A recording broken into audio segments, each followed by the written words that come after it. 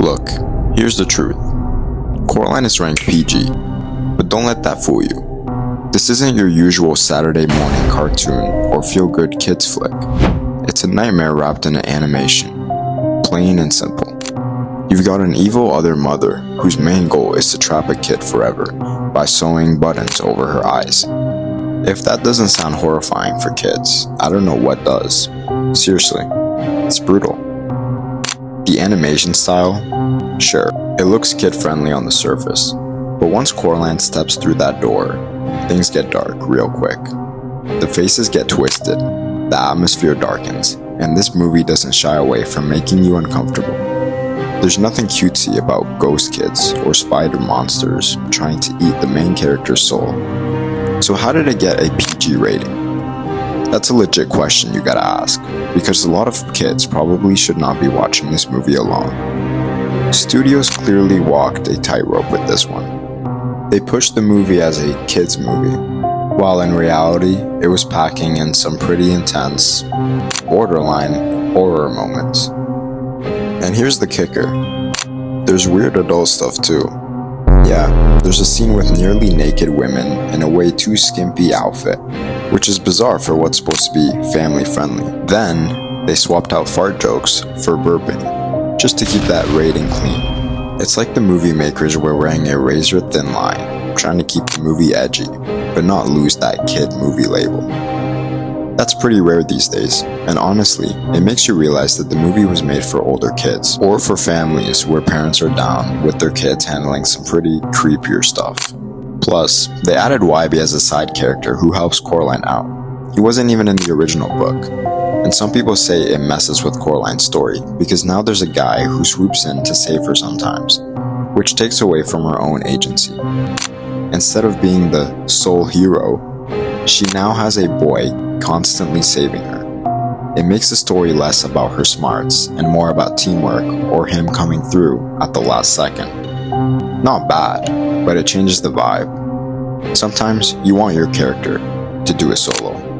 I mean, that's why Coraline is the main character after all. And this edition muddies that line a little. The story itself channels Alice in Wonderland vibes, going through a door to a bizarre world with strange characters and a mysterious guide, the cat.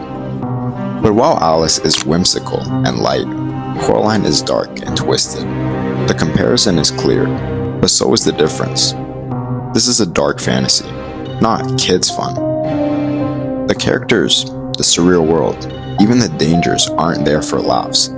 They're there for challenge and to unsettle you. And they're also there to make you realize just how creepy childhood fears can be when you stop hiding from them. Here's the bottom line. The movie is perfect for older kids, preteens, teens, and adults who can take on seriously creepy layered stories. If you're expecting this to be a simple and light for toddlers, you're gonna be in for a surprise, and probably a nightmare.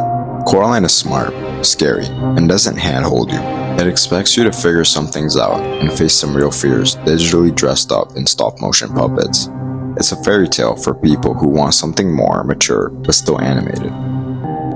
So yeah, technically it's a kids movie because of the style and rating, but it's way tougher and creepier than most movies with that label. And sure, I'm not saying that animated movies are always kids movies, but I think we can all agree that Coraline definitely props itself up as a kids movie at the beginning. And real quick, let's just be honest here. PG ratings and some scary content rarely mix well. They want to give kids the creepiness, but keep mom and dad from freaking out. And that's why some scenes got toned down. Jokes switched around, and weird scenes like the performance scene survived, because it's so subtle most kids probably wouldn't notice. But adults do. It's like a secret handshake for grown-ups watching with their kids.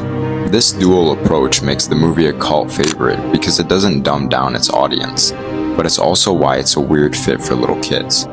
It respects kids who want more mature, complex storytelling without talking down to them or just giving them silly jokes and candy-coated adventures. That's why so many older kids, teens, and adults keep coming back to it over and over. It's got layers, a fairy tale on the surface, but underneath, It's a spooky psychological thriller that hits you in ways you didn't expect. But here's the catch. This is exactly why Coraline is such a weird fit for little kids. If you've ever seen a kid freak out over a Halloween decoration or spooky story, you know some children just aren't ready for this level of scary. And yet Coraline might push them right past that limit. The movie presents these scary, creepy ideas, not in obvious jump scares or loud noises, but in subtle, psychological ways, like shadowy figures, ghost children, and the other mother's creepy button eyes stare. It gets deep into childhood fears, like loneliness, betrayal by grown-ups, and the loss of innocence. This isn't candy or a fun ghost story. It's scary because it mirrors real fears that kids sometimes can't put into words. So what you're really watching is a film that sneaks in some seriously intense, dark ideas, cloaked in animation. It's not the kind of movie you pop up for toddlers on a lazy afternoon. Instead, it's meant for kids who can handle the blur between fantasy and nightmare, who can solve puzzles emotionally as well as visually. Coraline invites viewers into a dark fairy tale world that doesn't shield them from the rough edges of growing up or the creepy shadows lurking in imagination. That's why the film has the cult status now. People love it because it's rare. A kids movie that's actually brave enough to go dark, brave enough to be scary, and brave enough to make us think about things that aren't always easy. If you're watching with younger kids, be ready to hit pause because some scenes get heavy.